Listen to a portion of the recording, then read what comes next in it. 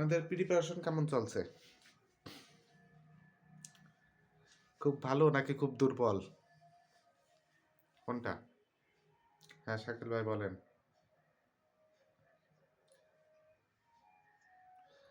জি? Up- না, এরপরে হচ্ছে ট্রেন আর হচ্ছে নৌকা। ট্রেনের অঙ্ক আর নৌকার অঙ্ক আছে না একটা? তো ওই অঙ্ক করানো হবে, ট্রেন আর নৌকার অঙ্ক। আর আজকে অনুপাত সমানুপাত শেষ করা হবে। অনুপাত সমানুপাতে সেমন অঙ্ক নেই, তো আজকেই মূলত ট্রেনের অঙ্ক কিছু দূর যদি আগিয়ে রাখা যায় তো আগিয়ে রাখবো। তারপরে হচ্ছে তারপরের সপ্তাহ থেকে আমাদের বীজগণিত চালু হবে। বীজগণিত দেখা যাচ্ছে 4টা ক্লাস হলেই হয়ে যাবে, কারণ বীজগণিতে আপনাদের মান নির্ণয় আসবে আর উৎপাদক আসবে, এর বাইরে আসবে না। তারপরে বীজগণিত হয়ে গেলে তারপর আমরা জ্যামিতির দিকে আসবো। জ্যামিতিতে আপনার আসে বৃত্ত থেকে প্রশ্ন আসে, তারপরে আপনার চতুর্ভুজ থেকে আসে, যেমন হচ্ছে এটার দৈর্ঘ্য কত, প্রস্থ কত, ঠিক আছে। তারপরে হচ্ছে সামুদ্রিক থেকে আসে, ট্রাপিজিয়াম থেকে আসে। তো এগুলো থেকে মূলত পরিমিতি থেকে আসে, তো আমরা ওই চ্যাপ্টারগুলো তারপরে করব। তারপরে আমরা এই এই এই ক্লাসগুলো হওয়ার পরে তারপর সামনের সপ্তাহ শেষ হলে, তারপরের সপ্তাহ শেষ হলে তারপরে আমরা মনে করেন হচ্ছে বিগত বছরের রিভিশন দেব। বিগত বছরের যে প্রশ্নগুলো এসেছিল ওইগুলো রিভিশন দিলে আমাদের মূলত ক্লাস শেষ হয়ে যাবে। বুঝতে পেরেছেন?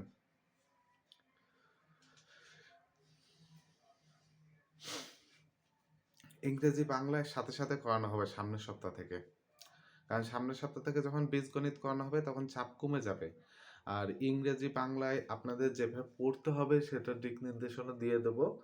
আর যেহেতু আমরা বলেছিলাম হচ্ছে এর সাথে আপনাদের যেই 1550 পদের যেই সার্কুলারটা আছে ওটার জন্য কিছুটা পড়ানো হবে। তো প্রতিদিন একটা করে প্রশ্ন সলভ করতে চেয়েছিলাম, যেহেতু উপস্থিতি একেবারেই কম, অনেক ঠান্ডা পড়ছে হয়তো এই জন্যে, আবার অনেকে হচ্ছে শুধু ইউটিউবে ক্লাস করে, এই জন্য ওইগুলো পরবর্তীতে নিব। আর ইংরেজি বাংলার সম্পূর্ণ মুখস্থ কিন্তু। আর আপনাদের কাছে মূলত কোনো বই নেই। বই আছে কি আপনাদের কাছে? আর হ্যাঁ, বই নেই, এটা হচ্ছে। আর আমাদের যে বইটা, ওই বইটা আমরা ইনশাল্লাহ 2টা সপ্তাহ গেলেই আমরা কমপ্লিট করে ফেলবো। তারপর দেখি ওই বইগুলো ইয়ে করা যায় কিনা। আমরা চাইছিলাম যে বইগুলোর কপিরাইট নেওয়ার পরে তারপর সেল করা শুরু করব। তো আমরা কপিরাইট নেওয়ার পরেই সেল করব, কিন্তু আপনাদেরকে অগ্রিম আমরা দিব। ঠিক আছে? যারা আমাদের ব্যাচে রয়েছেন, ভর্তি রয়েছেন, যাতে আপনারা প্রশ্ন প্যাটার্ন সম্পর্কে সবগুলো ভালো বুঝতে পারেন, এই জন্য ওইভাবে। তো বইয়ের পেজ সংখ্যা সর্বোচ্চ হতে পারে প্রতিটা সাবজেক্ট ওয়াইজ 70 পেজ করে দেওয়া হয়েছে। তো দেখা যাচ্ছে 5-7টা 35, 350 পেজ বা 370 পেজ এমন হতে পারে। তো ওর উপরে প্রিন্ট দেওয়ার উপরে তারপরে দাম নির্ধারণ করা হবে। বুঝতে পারছেন? এখন তো বলা যায় না কেমন খরচ হয়। তো আমরা হচ্ছে ক্লাস শুরু করি। অনুপাত সমানত অনুপাত সমানুপাতের যেহেতু ক্লাস, আর খুবই ঠান্ডা পড়ছে, তো অনুপাত সমানুপাত জিনিসটা হচ্ছে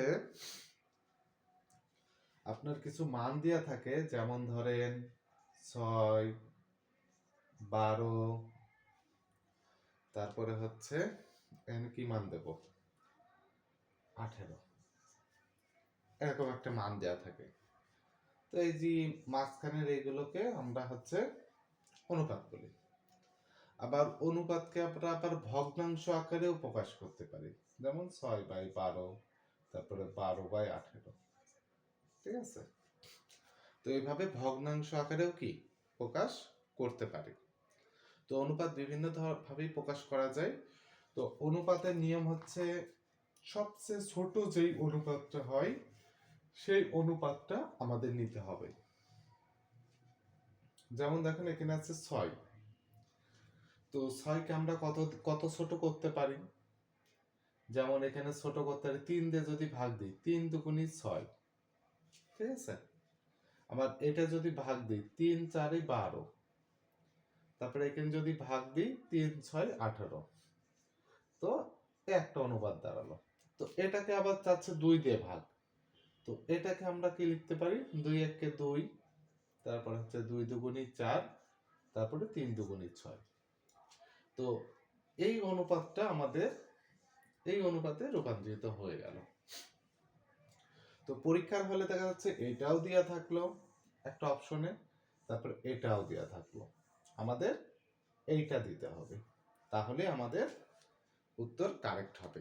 তো অনুপাতের জিনিসটাই হচ্ছে এরকম যে সব থেকে ছোট যে অনুপাতটা বের হবে ওই অনুপাতটা নিতে হবে। তো আমরা মোটামুটি অনুপাত সম্পর্কে একটু বুঝলাম। তো আমরা এখন একটু অঙ্কে যাব। সচরাচর যেই অঙ্কটা পরীক্ষায় বারে বারে আসে সেই অঙ্কটা আমি তুলে দিচ্ছি, তারপর আপনারা করবেন। এই যে x is to y, x is to y সমান সমান 3:4। তারপরে কি বলছে y is to z সমান সমান কত হবে 5:6 হয়। তবে x y z, তাই তো, x y z এর অনুপাত কত? তা আমি এতটুকু না লিখে এখানে সমান সমান দিয়ে দিলাম জিজ্ঞাসা চিহ্ন। তো x is to y সমান সমান দেয়া আছে 3:4, y is to z সমান সমান দেয়া আছে 5:6। তাহলে x y z কত হবে? তো এটা করতে হলে আপনাদের যেটা করতে হবে সেটা হচ্ছে, একটু লক্ষ্য করেন, এইখানের ভিতরে দুইটা জিনিস হচ্ছে কমন থাকবে। x is to y, y is to z, এখানে y কমন আছে, এখানে y কমন আছে, বুঝতে পারছেন? এখানে কি কমন আছে? y কমন আছে, আবার এখানে কি y কমন আছে, দুইটার ভিতরেই y কমন আছে। তো আমি লিখে নিই x is to y সমান সমান 3:4 আর y is to z সমান সমান 5:6।